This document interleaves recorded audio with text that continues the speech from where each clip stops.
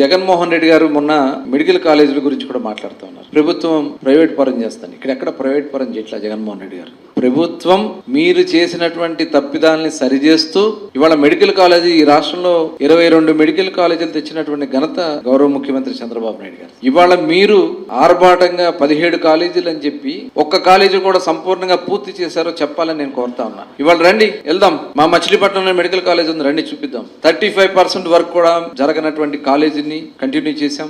ఇవాళ 65% తీసుకెళ్లాం. First year start చేశాం, second year కూడా స్టార్ట్ చేస్తున్నాం, థర్డ్ ఇయర్ కూడా ప్రిపేర్ అవుతున్నాం. ఇవాళ కనీసం పునాదుల మీద కూడా లేకన కాలేజీల పరిస్థితి ఏంటో చెప్పాలని జగన్మోహన్ రెడ్డి గారు నేను అడుగుతా ఉన్నా. ఇవాళ ఏదైతే పునాదుల మీద కూడా లేకనటువంటి కాలేజీలని ఇవాళ పీపీపీ మోడ్లో ఒకసారి తెలుసుకోండి. పీపీపీ అంటే ప్రైవేట్ పబ్లిక్ పార్ట్నర్షిప్. ప్రైవేట్ సంస్థ కడతారు, ప్రభుత్వ నిబంధనల ప్రకారమే కాలేజీని రన్ చేస్తారు, సామాన్య ప్రజలకి సీట్లు ఇస్తారు, అతి తక్కువ రేట్లకి అక్కడ వైద్యం, అసలు ఫ్రీ వైద్యం అందిస్తారు. ఇవన్నీ కూడా అక్కడ మెడికల్ సీట్స్ కూడా రాష్ట్రానికి పెరిగే అవకాశం ఉంది. ఇవాళ మెడికల్ కాలేజీని అడ్డం పెట్టుకుని 6,000 కోట్ల రూపాయలు అప్పులు చేసింది వాస్తవం కాదని మేము అడుగుతా ఉన్నాం జగన్మోహన్ రెడ్డి గారిని. ఆ డబ్బులన్నీ ఏం చేశారు మీరు? దీనికి సమాధానం చెప్పాలి జగన్మోహన్ రెడ్డి గారు. ఎందుకు పూర్తి చేయలేదు మీరు?